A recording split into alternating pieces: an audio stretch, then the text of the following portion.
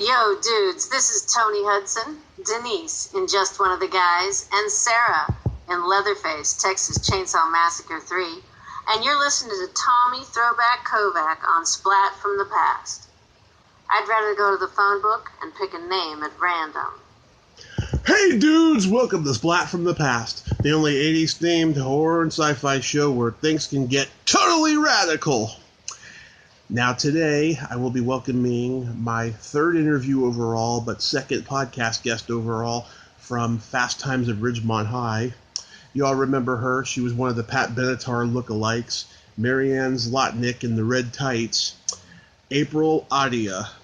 April Audia played Marianne Zlotnick in the red tights in Fast Times at Ridgemont High, but she's been in a lot of stuff. She was in the low-budget horror movie Night Ripper. She had tiny parts in Where the Boys Are, Wildcats, LA Confidential, and she's got a web series called Long Island South Shore. And I'm having her on the show today to talk about all that stuff. And she's a good friend of another guest of mine, Peggy Lane O'Rourke. And I'm going to get into all that stuff today. And it's going to be pretty fucking sweet, I think. So, here is my interview with April Audia.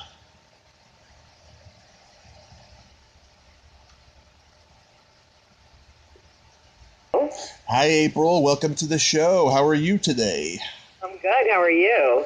I am just spectacular. It's nice and hot over here in Redding, California, and I'm a happy guy. I'm glad. This is such a great honor. Thank you for taking the time today. Yeah, no, thank you for reaching out. I appreciate it. Oh, my pleasure. So, going back in time, did you gravitate toward acting early on in your childhood? I did. It was like one of the things, when your parents say, what do you want to be when you grow up? At like 3 years old, I just wanted to be an actor. And, I was raised on Long Island, during a time period when that wasn't really what people did. Mm-hmm. And, so it was like, everybody was like, what? And I never, ever got let off the gas pedal of that thought and then left, Long Island when I was 17 because I graduated high school early and came out to California. Nice. Yeah. While you were in New York, did you take any acting lessons from any prominent teachers? I went, so when I was growing up, there wasn't really even a lot of arts, it's so different today. Mm-hmm. And I actually, when I was in 7th grade, I had convinced our English teacher to start a drama department, to have after-school drama classes because I was so desperate I wanted to get started already, on my life choice. And I took dance lessons and singing lessons and things like that, but it wasn't until I really started studying more with prominent people out here. However, I did go back to New York in the summer of 2017 and studied with a lot of great teachers at Stella Adler Studio in New York, doing a one-woman kind of self-generated theater program, mm-hmm. Which not only incorporated us writing our own show, but also we did an outreach program at Rikers Island to do theater with the prisoners in Rikers, which was amazing. Yeah. Did you get to know anybody that went on to become hugely successful? Oh, since I've been acting, yeah. I did a play about, let me think, because a lot of people, but I did a play about, I don't know, maybe 20 years ago, and Jorge Garcia from Lost played my brother, and in the play, and it was about 3 years later, I think, that Lost came out, or 3 or 4 years later, and then, of course, he had this massive career, and there's been other people along the way. I mean, I have friends on Broadway. I mean, everybody's kind of, had a TV show or things like that. But, it's different now than it was years ago where there was just, once you hit on something, there were 3 channels and everyone knew you. Now you could be, on your 4th series and people still don't even know who you are, but you're constantly working. Yeah.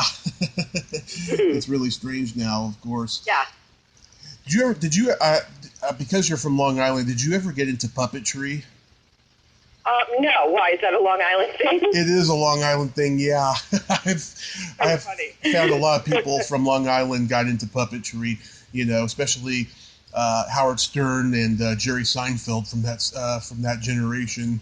Yeah, well, I'm from Massapequa, and I did know Steve Guttenberg before, Gutenberg.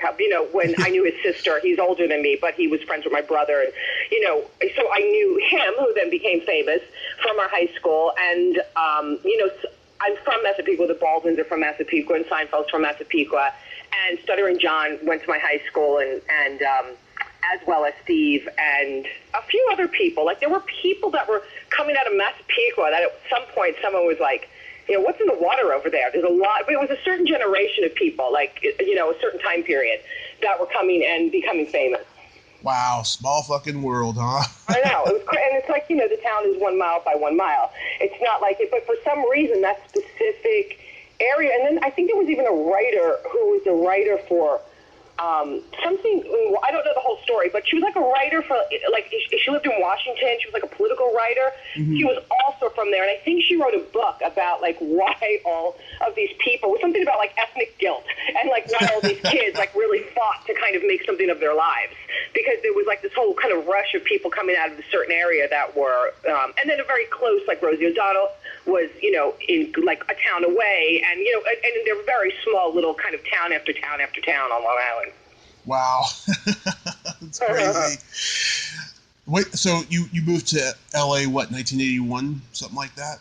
I moved to LA in 1980. I moved to LA right out of high school. I just kind of took my $100 gift I got from school for most class participation and bought a ticket and left. Did you take classes with, like, Peggy Fury or Milton Casellas out there? No, they were here. Milton Casellas, I know, was here, and I think Peggy Fury was here, too, at the time. I did take classes with Stella Adler when Stella Adler was actually still alive. Yeah. And I took classes with a man named David Craig, and this is going back in the 80s, and David Craig was a very well-known teacher. I'd actually read about him in a book where Stephen Sondheim talked about him, and I seeked him out and took classes with him. And that was kind of the thing. Like, back then, when you were a young actor, the thing was really to try to align yourself with really good teachers that were kind of well-known, and a lot of people had studied with them. And, of course, we knew who Stella Adler was. And I remember I had auditioned for the Actors Studio and was doing things that was trying to get myself to be with people that, that I had heard of, not just someone who's hanging a sign on a street corner. Yeah. And then I ended up going to LA City College has a theater academy there that's very, it's a very prestigious conservatory that's been around for years, and a lot of famous people have gone through there. And I ended up going there for 3 years and getting like a full conservatory education, which was, which was the best for me. Yeah, because I've talked to everybody who studied with Milton Casellas and Peggy Fury out there, and they just said it was amazing with the people who were in that class that went on to become huge A-listers, Yeah, I mean, Milton Casellas, there was a time when, and then Joanne Barron was another big teacher out here that had a lot of people in her class. There was one, I'm going to say the names wrong, Daryl Hoffman, maybe it was, and, so there was little groups kind of all over, but Milton definitely was one of those people. I know people that have studied with him, but, like I said, I went to Stella Adler and other teachers that had that reputation, but I was looking for like a full conservatory reputation because I really love theater. So I was looking for something that kind of covered all of it and not just kind of a scene study class, which those were, as opposed to like a full conservatory kind of education. Yeah, they were. Did they teach you like the business side back then? Because I know a lot of people didn't learn that; they had to learn it on their own. Yeah, no, that was a big kind of empty space. There wasn't anyone who did it, so there wasn't like one class who did that anywhere. There was always that, like, we'll teach you how to act, and then you kind of have to figure the business out for yourself. And the shame of that is that a lot of people that I even went to school with, they just stopped doing it because they would get out of school and they would try and just keep, hitting their heads against the wall. No one really knew how to do it. No one knew what the game was. And unless you just were insistent on you were going to have a career, it's unfortunate because you would almost burn out by not understanding the game or not wanting to play the game, and then a lot of those people just walked away. Even though they had the talent and the love and the passion, after a while they were like, how many years am I going to just do this without understanding why I'm not getting hired. And why, because, you know, LA especially has a reputation for, you go in an audition, it could be different today, but again, back then, and people would be like, that was great. And you walk out and you're like, okay, why does everybody say that, but I'm never getting hired? And it's because they didn't really think that. I think New York was better in terms of they might have told you right then and there, like, well, this is what you need to work on. Like, you need to work on your voice, or you need to work on this or that. And they didn't do that here. So people just kind of would try for a handful of years and then stop. Yeah, it's a weird thing. I don't trust anybody when they tell me I'm great because of you know, when you're desperately wanting to get a job, you know, acting is like, I tell people who lived a regular life. You know, imagine if you were, you know, a lawyer, and then every 5 days a week you had to go for an interview at another law firm. You know, you want to impress and you want to get the job, and that's how you do it. So you want to believe it when someone said that was really good, or that you want to believe that, but after a while you just kind of tune it out, because you realize after a while that I can't keep being really good but no one's hiring me. Yeah, you just gotta play the game, so to speak, which I think is quite silly, but it's unfortunate. Yeah, you do have to learn. There's a actress out now. Her name is Audrey Moore, and she has a podcast called Audrey Helps Actors, and she's really she's so popular. She's gone in and cracked the code, and she has made it her mission to let everyone else know what the code is. So all those people, because I think she actually studied with Milton Casellas for years, but I think that she felt, in the same way that it was a shame seeing all these talented people that had put in years and years of study then just walk away because they just didn't know how to actually, because the game of how to get a job is completely different than learning how to act. And, and what she talks about too, and it's true, the best actor doesn't usually always win, especially in film and TV. The theater is always different, but in film and TV, it's much more about a look and your essence and a type.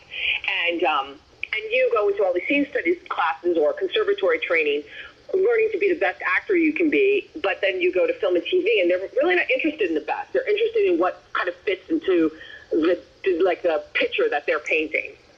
Mm-hmm. The same thing happened to me in stand-up comedy. The first couple of years, I had no friends, no mentors, nobody to tell me how to get through doors and stuff. And all I was given the notion of was you have to go up on stage many times a night, every night, and hope to get discovered. That's what I thought. No, there's a lot more to it, and I didn't know it until after I recovered from my car accident. I started listening to podcasts, and then that helped me learn the business side of comedy and just Hollywood in general. Yeah, and why it was almost like a guarded secret. It's like people from the inside. You had to almost trip your way in, and then once you were inside, maybe you would have some idea of how the game was played. But other than that, it was almost like no one would tell you, and it was really it's really a shame. So I'm glad for you that you had that opportunity to figure out that you didn't, because all you were told is exactly that. That's what everybody probably said. Oh, I just played open mic nights. I just did them over and over and over again. And then finally so-and-so from CBS saw me. And so you're doing that and thinking, all right, well then I just must not be good because no one's seeing me. But there is so much more to it that takes a long time to learn, but yet no one was really telling anybody. And I think now with, of course, social media and the internet, it's so much easier to find out information. So when I started, there was drama log, and you sent in your picture and resume, and then you just waited. I mean, that was it. There was nothing else for you to do as far as your marketing side of your career. You got pictures, you got resume, you learned how to become an actor, and then you just sent stuff in and hope somebody would call you. Mm-hmm. Yeah. So how does Fast Times at Ridgemont High come to you? I actually worked, when I first came out here at 17, when I was too young to be on set unless I had a guardian. And but during that time, I worked at a department store, and I met a girl whose mother ended up doing some of the casting for Fast Times at Ridgemont High. She hadn't done it yet; it wasn't happening yet. But I met her mother, and she said to me that if I ever get a chance, I will help you. And then she said, but you have to be 18. And so then when they were casting Fast Times, I had turned 18. They were casting Fast Times. and then they were looking for this kind of Pat Benatar, look girl, like dark hair. Yeah. And, at the time, again, I was almost considered ethnic looking, which is like kind of ridiculous.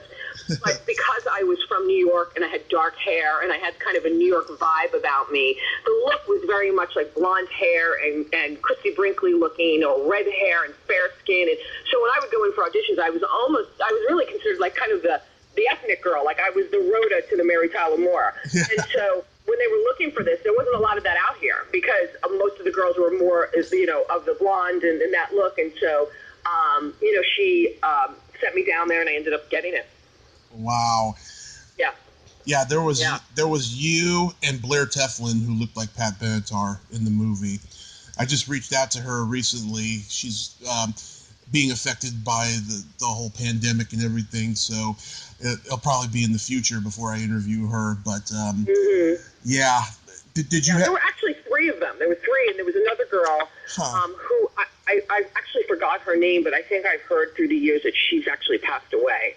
So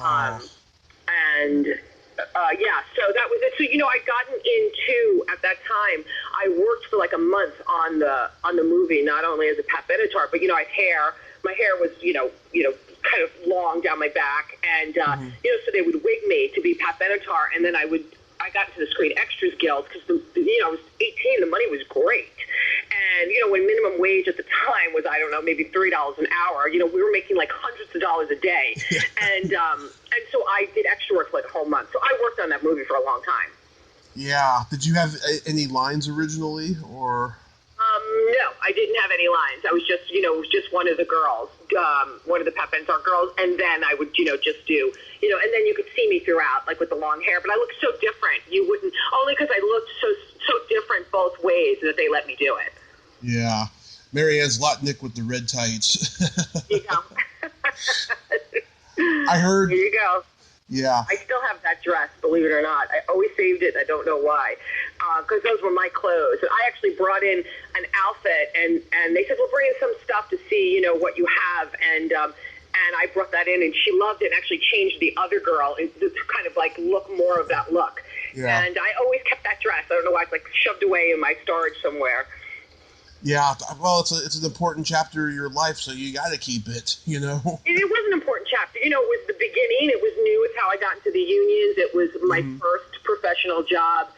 And, all those people that worked on it were, all unknowns. And, it was an interesting time. You don't know it when you're in it. You're just in it. And it's not until, like, years later that when I would go into casting, they'd always ask me about that particular job. And I thought, well, this movie really must have resonated with people.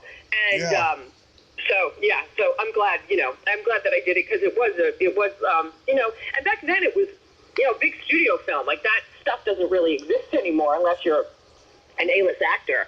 But back then you could get into a big studio film without being an A-list star, because that's all that was making movies were big studios. There really wasn't a lot of indie films around. It was all the studios were making movies. So that was definitely a unique time that does not exist anymore.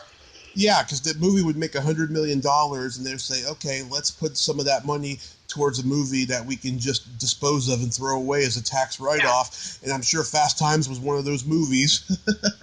Yeah, I mean, it probably was. It was Amy Heckerman's first film, and she was a female director, so that was kind of like, I was, of course, wow, like that gave me hope, though it took a long time for women to finally really rise up.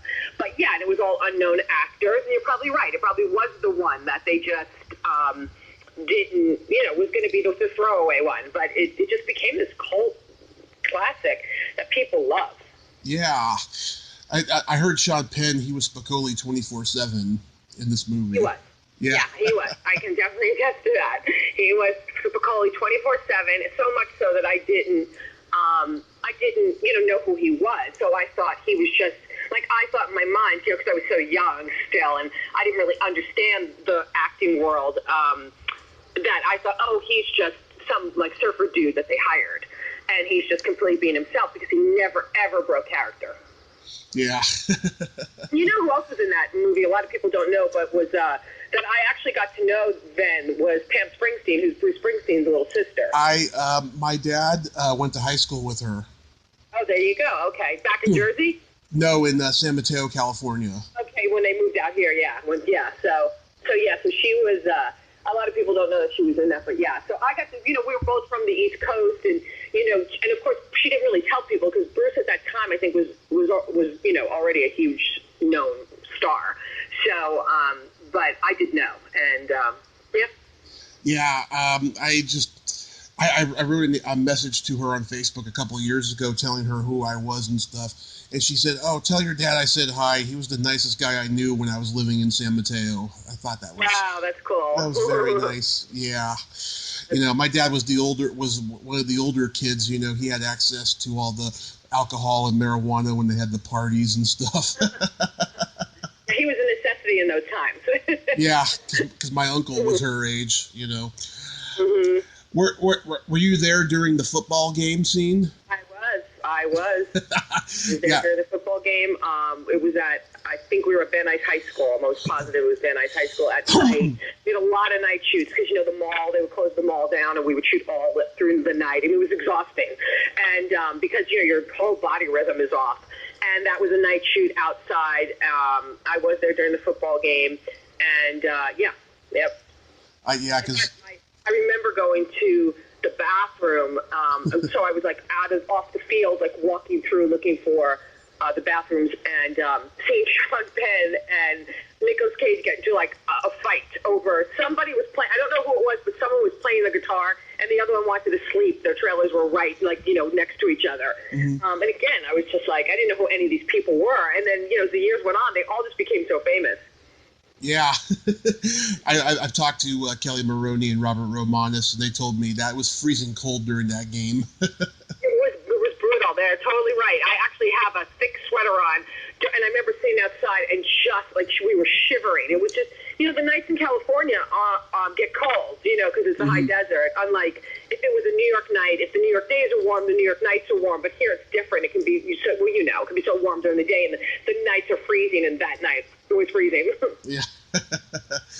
Did you go to the wrap party or a screening? I went to a screening. The woman that cast me, it wasn't their screening. It wasn't like the public or the big screening, that they all probably went to. But she invited me to go. They had a kind of a personal screening at Universal. Yeah. I went to go on the lot and see it there before it was released, and she invited me, and I went to the screening there. And then actually in 2015, they had a 25-year anniversary of it. They were showing here in downtown LA, and my husband and I went. And Kelly was there. And I think she was the only person there from the film that showed up. I think, I could be wrong, but yeah, so that was kind of fun because my husband never had seen it on the big screen, so he's younger than me, so he'd really never seen it, and certainly never saw it on the big screen. So we went, and that was kind of fun.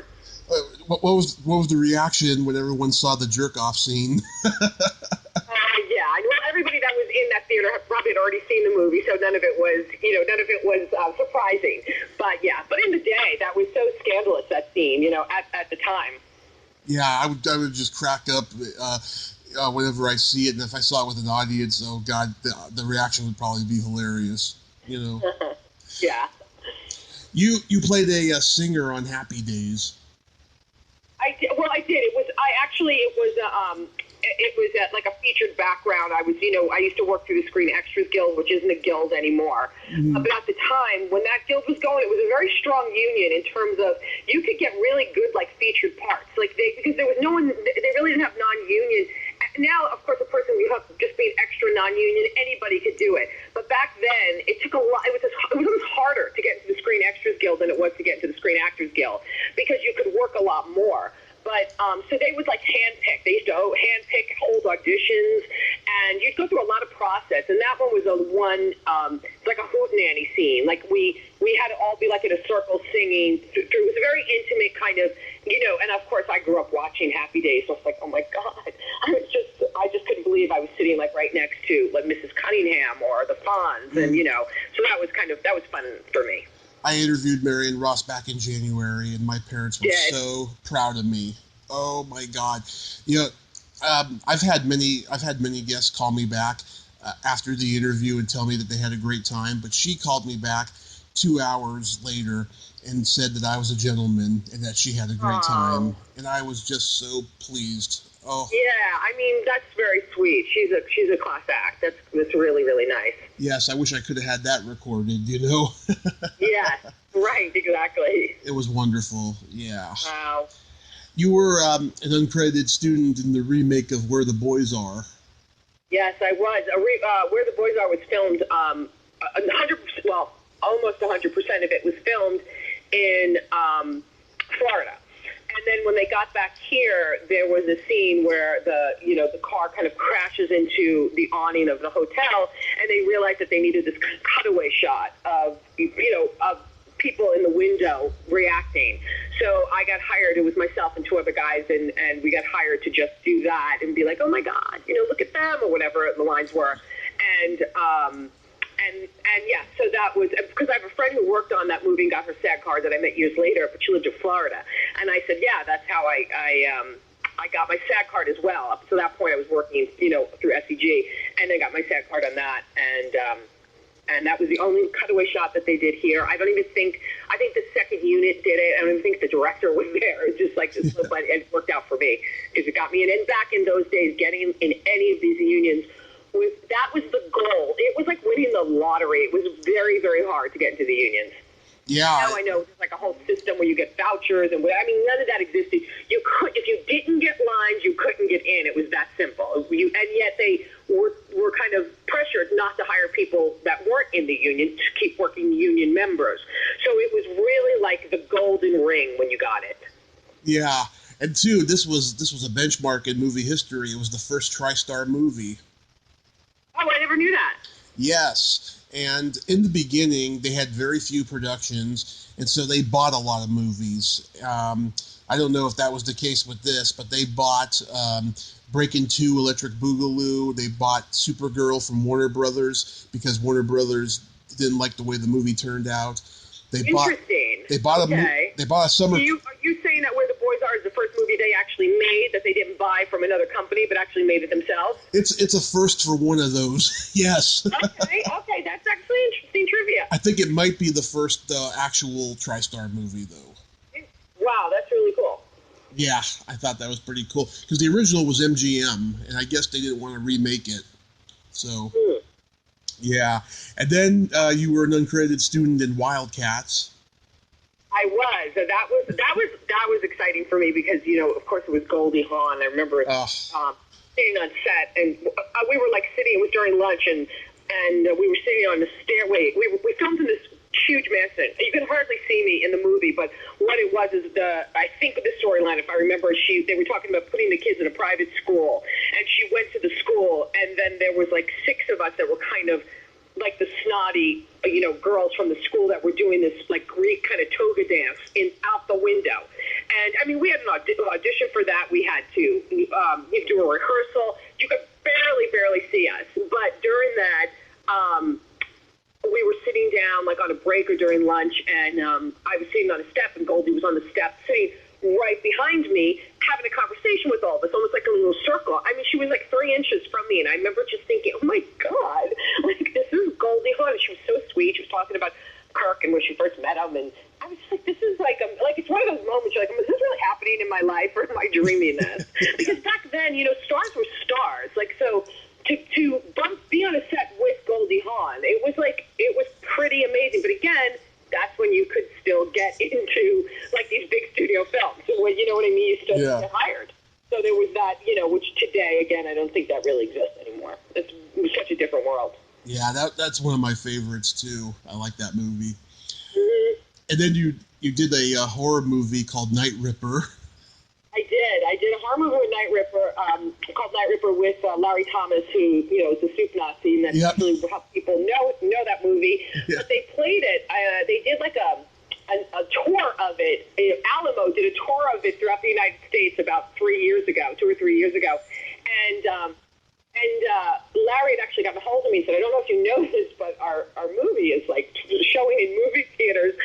And so we both did a little kind of video, hi to everybody, sent it to Alamo in San Francisco. And when they showed it before the film, we were like, hey, it's been 30 years later. And but that was like the first lead I'd ever gotten in a film.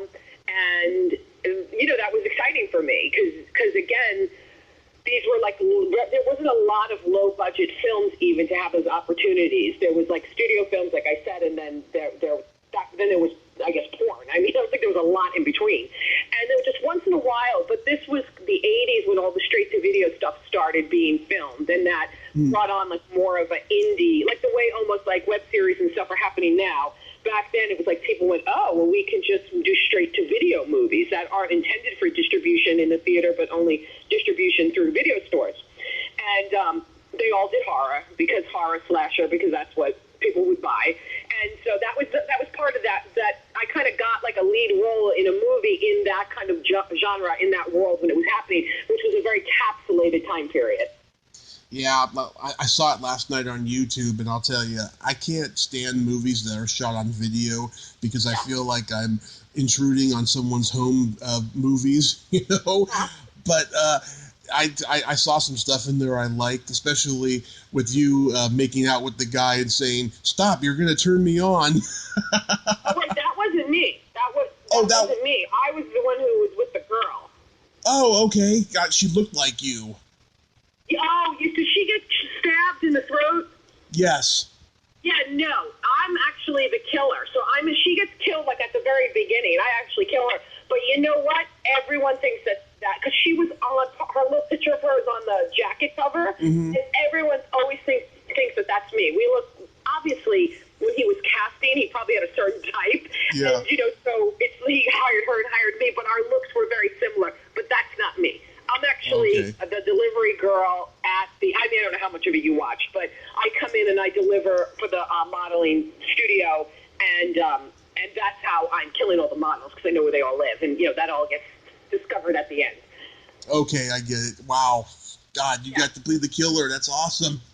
Yeah, so throughout the movie, you're wondering, I mean, I'm sure there's not spoiler alert, being 30 years old, but throughout the movie, you are wondering, you either think it's me or you think it's Larry Thomas. And so we're kind of like, it kind of goes back and forth between, is it you or is it him? And it ends up being me, because again, those were the days when, girls weren't the killer. So it was like, I was a lesbian killer, like during the time when characters like this weren't shown. The guy was always the killer, and blah, blah, blah. So, yeah, so that was, she was, I think, one of the models that ended up, that I killed. Mm-hmm. Who you mean? Because a lot of people think that's me. That's so awesome, yeah. I saw you played a porn actress on The Young and the Restless once. I did. Yes, it was, it was just under 5. They call them, in AFTRA, union TV shows, which used to be back then mostly soap operas. They used to have like an under 5 contract, which would be like if you got under 5 lines or less, and that was, I'd gotten that on Young and the Restless, and we were auditioning. It was a bunch of girls that were auditioning for like a porn within the storyline. I know it always looks weird on my resume that it comes up like this porn actress, because it wasn't actually, it was Young and the Restless. It wasn't a porn. Yeah. They were auditioning for porn. They were actresses auditioning for a porn within the storyline. I've interviewed some porn stars. They are nuts, I'll tell you. You played the mayor's wife in L.A. Confidential. That's a great movie. Yeah, that was fun. Yeah, I love that, because that was all period piece, and that was cool. That was just a little featured thing. That wasn't any, that was. But again, it was a huge studio movie. It was just like that was that time period when that was all possible, and that was one of those experiences. Yeah, because I just admire actors who, take anything that they can get, and, there's no small parts, only small actors. I think it's important to me. I've always kind of been the journeyman actor that way, and to me, work is work, unless you don't want to do it for whatever reason. But there's never been, I just always have enjoyed working, and that's also I think what especially when I was growing up, what the world was told an acting career really was, is that you get your big break and you're rich and you're going to fancy parties, and that's Hollywood. But even back then, that was all false. Like, that really wasn't the case. And now, of course, when we see shows like Feud, and you see how Joan Crawford was, firing her staff one at a time and then almost living in like her house, her Grey Gardens house, with just her, her maid until she ended up marrying like I think it was the Coca-Cola giant. But, her career, she was taking any part at that point on the downslide of her career because all of that glamour and everything was just kind of what was put out in the publicity machine so the rest of the world would think this is really a fancy, interesting life. But most actors, that's not a reality. I mean, it's very, very few. There's like, Tom Hanks and Tom Cruise and Julia Roberts and Sandra Bullock. I mean, you can probably name them. Yeah. And everyone else is just, kind of just hustling through on the journey. And, it's always good to have some kind of, side income money, whether it's real estate or whatever it is. Because it's very hard to sustain, like, a normal cost of living in the industry. But with that being said, unless you're totally in a position to turn down work, union money, work, why would you? Yeah, I think that the public has a huge emphasis on the stars of the movies and that they don't pay attention to the journeyman actor, Right. I find the journeyman actors very interesting. Me too. Those are the people that I always would want to talk to, or I just find that lifestyle very, very interesting because these people have been in it constantly for years, just all over town, all different places, all different teachers, all different auditions, all different jobs, and I don't know. I find that person's life, not that a star's life is not interesting, but we kind of already know their lives in a weird way. So it's kind of all those other people whose lives I find really fascinating. Yeah, I've talked to a lot of the greats. I talked to Richard Hurd 2 weeks before he passed. I feel like he interviewed me more than I interviewed him. But it was. I just tend to be curious by nature, so a lot of times that will happen where it will start switching the other way because we're just curious by nature. Oh, it was an honor. I'm not complaining. It was an honor. Wow. So tell me about Long Island South Shore. Long Island South Shore is a digital web series that I created with a partner of mine, a creative partner, Kat Therese. And, we started doing it because we started creating it probably like about 5 or 6 years ago. And really, we were looking for, strong women roles that's kind of really hit it with Empire and shows like that really weren't here yet. And, everybody wants their day. It's just kind of what happens. If everybody gets to the point where they want their day. And we just started writing this female-driven, strong women, kind of like my character's, she's a little, intense and can be a little aggressive. And because we just got tired of the female kind of always just being like the wife or this and that. So we started writing it and then started filming it and kind of didn't know where we were going to go with it. We were really doing it for almost our own creative outlet. And then when we were done, we just were like, wow, like we really did this. Like it takes a lot to do a series, even on a smaller level, unless you've got money behind you. It really takes a lot to go through production and then post-production and really kind of get it up. So then once we were done, I thought, well, let me try to put it in festivals and see what can happen. And I Googled an LA Web Fest at the time, which was run by Michael Jacque, who's since passed away. And Michael was a player in Hollywood, but also was really advocated for people to have their voices and be able to tell their own stories. So he really kind of started this whole Web Fest world. And so it said, like, the Sundance of Web Fest, LA Web Fest. And so I thought, all right, let me put it in there and see what other people think of it, that this is like what they do, this is their kind of world. And we got in, which we were like, what was the only festival I had, submitted to just to see. We ended up getting it in. We ended up getting nominated for 5 different awards, and then I ended up winning for Best Actress in a drama. And Kat and I were just like, okay. And so then he had written me afterwards and said, please continue on. Like, you really have something here. Most people don't do dramas. It's dark. It's like kind of like an HBO feel to it, and on and on. So then we ended up getting more festivals, and then we ended up getting distribution on Seika TV, and we got the show distributed, and now we're in the middle of filming season 2, which we were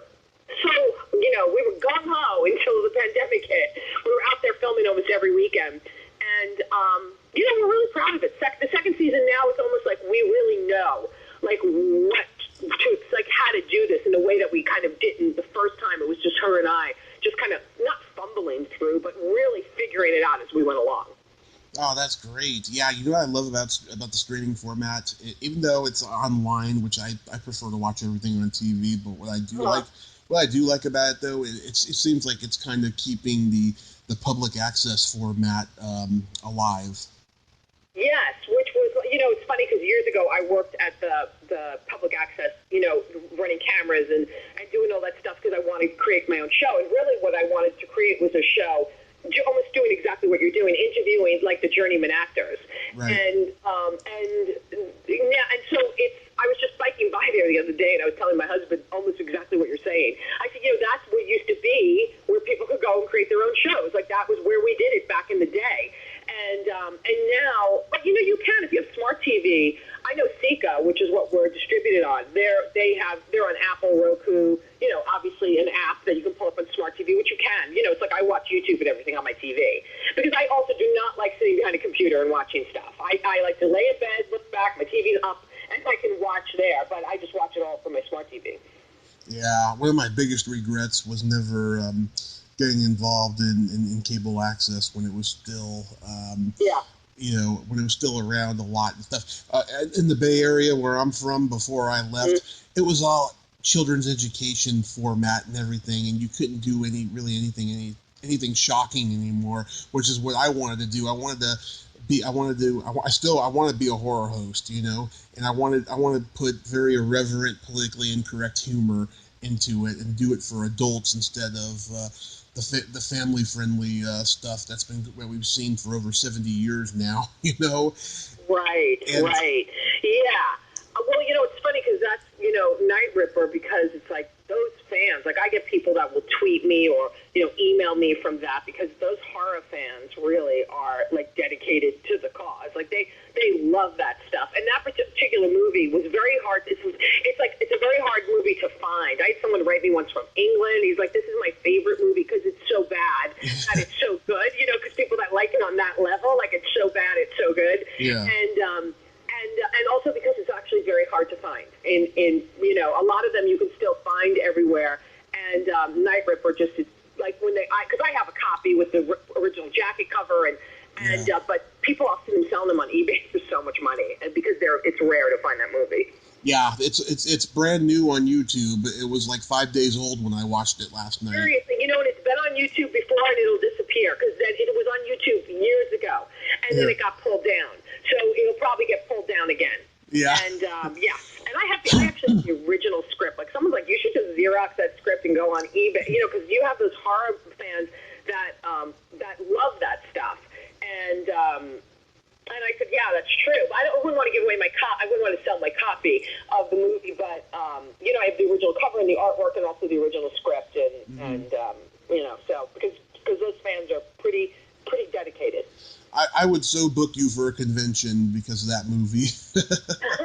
I would love to do it. I even said to my husband at some point, because I love meeting people, and, I was one of the two leads. It was Larry and I were the lead in the film. Yeah. And I just love it. I said, if conventions, they do. I don't know that world, but that would be something I would always be interested in doing. I was like, if they ever did like a horror movie for this, like that era of straight-to-video film, that movie, Night Ripper, is known in that world and kind of revered for like all the wrong reasons, but the right reasons for the horror fans.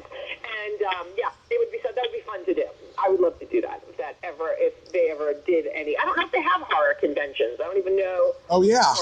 It's the most popular convention in the world. I've been going for 4 years, and this year, because of the pandemic, it's just low key right now. And okay. They're doing. What's the name of it? Well, there's so many horror conventions, but out in LA, there's Monsterpalooza, which happens in spring and the fall, and I go every year.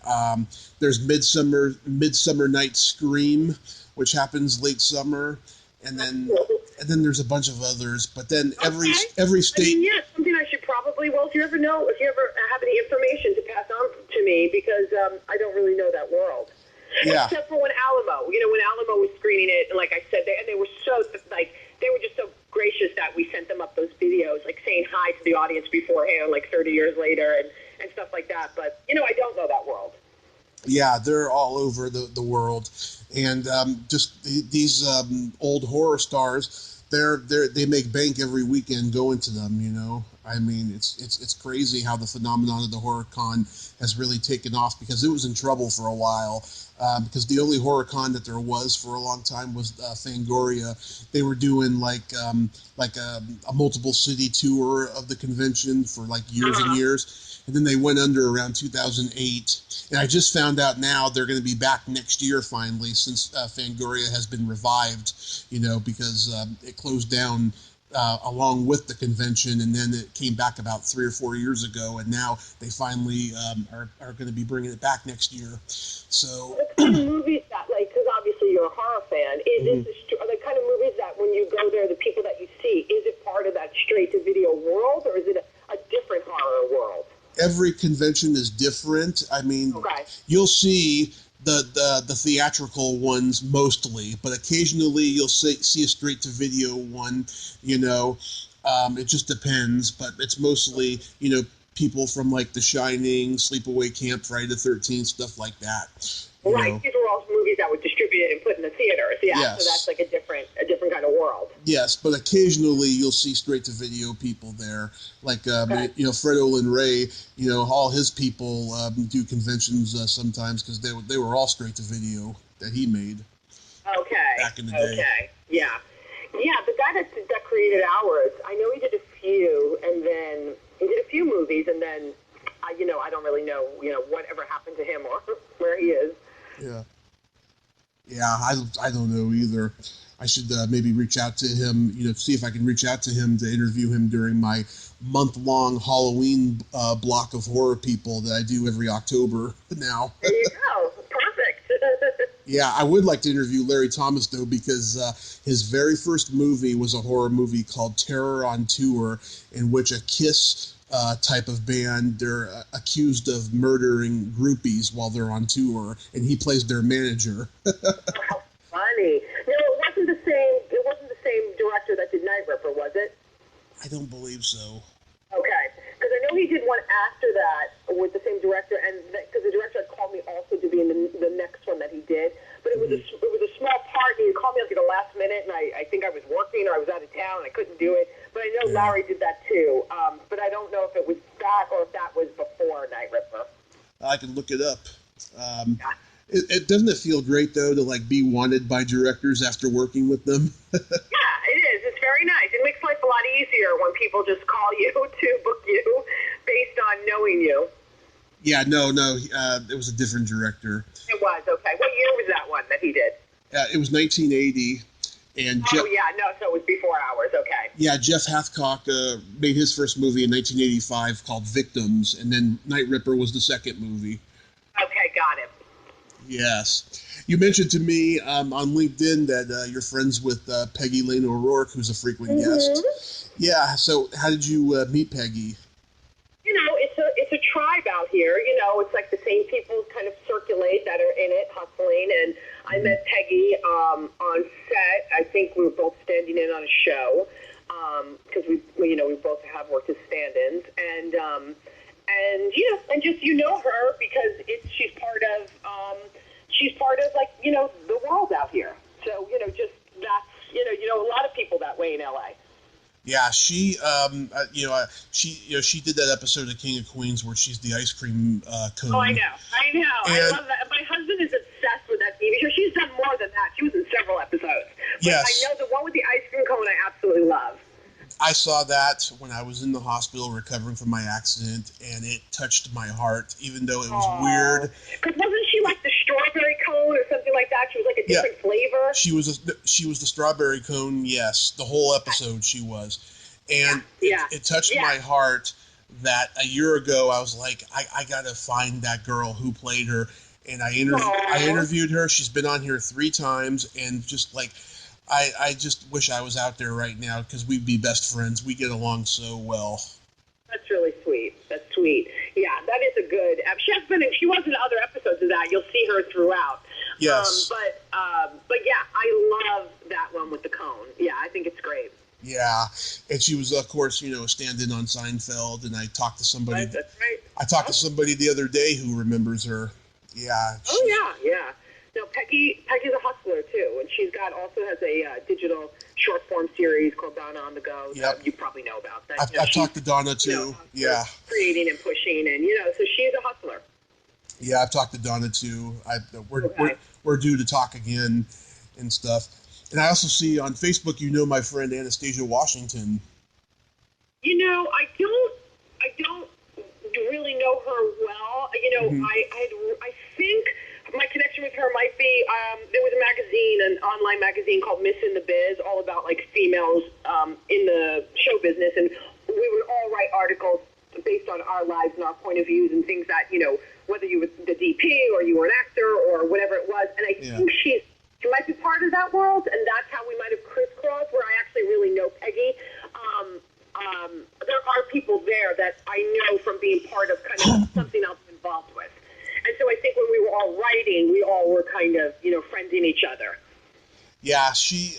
I saw her interview. Her and a friend of hers. They had a show that was on the streaming thing where they interview people, and they interviewed Kelly Maroney on there, and so. I thought Anastasia was funny, so I reached out to her, and she's been on 4 times. She's another one like I could have been best friends with growing up. Right. That's great. She's great. Yeah. She's been so affected by the whole Black riots thing going on. Of course. Yeah, there's no way around that. It's been very intense 3 months with that, and with the obviously the pandemic, and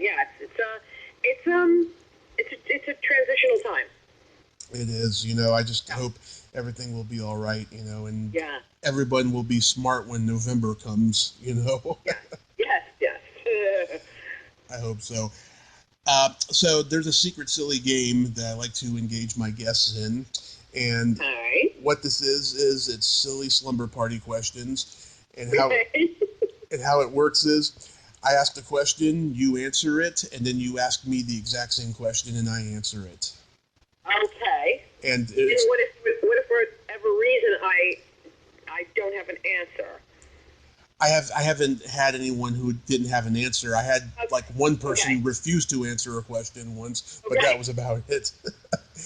Okay, and there's no right or wrong, so. Okay. April, are you ticklish? Yes. Are you ticklish? I am just baby ticklish, yes. Okay. What's your favorite part of the body?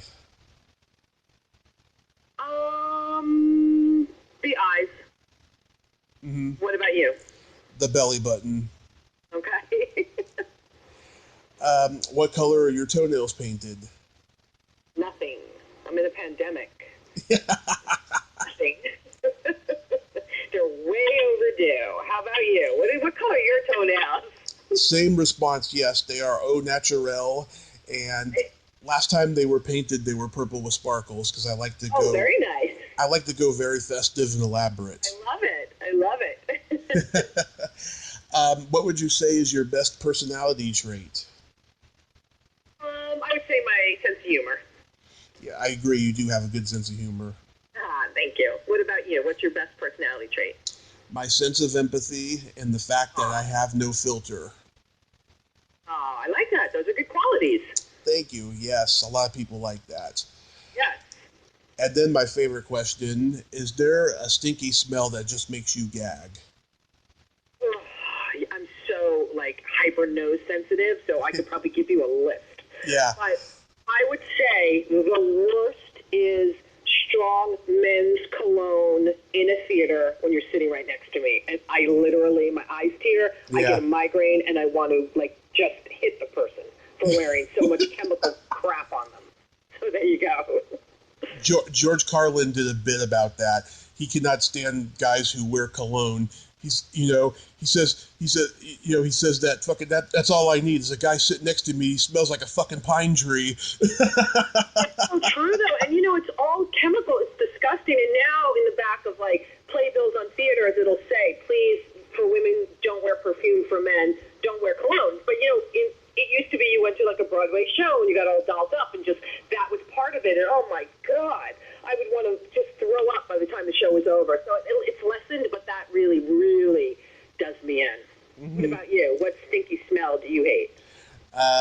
either farts or feet. It's a pretty big jump. I would say I would take feet first. Yeah. Do you have kids? I have no kids. Nope. Because every time I tell that to someone with kids, it doesn't affect them at all. Right. Occasionally, no, I don't. But occasionally, someone who is married, yeah, they can relate to that. Yeah, exactly. Especially after pandemic. My God. Yeah. Well, I didn't think about that, but sure. Yeah, we're like a one shower a week family over here. That's how we're rolling during this pandemic. And now here's my joke of the day. You know the difference between a golf ball and the G-spot? Let me think. I feel like the term like hole-in-one is going to be part of this joke, but no, I don't. It takes a man 20 minutes to find a golf ball. Close. Yeah, I figured there was going to be something in that area. Yes. Well, April, I thank you so much for coming on today. You're a lot of fun. Thank you. It was very lovely talking to you, and I appreciate you reaching out. Oh, my pleasure. And I hope your show has a really great second season. I hope you guys can, go for a third, after all this craziness. Yes. Yeah. We really, I feel like this show is going to be kind of that thing that just keeps finding its way, because it really, it's like after I turned every page, I never knew what the next page was going to be. And it just, in the turn, the next page would reveal itself.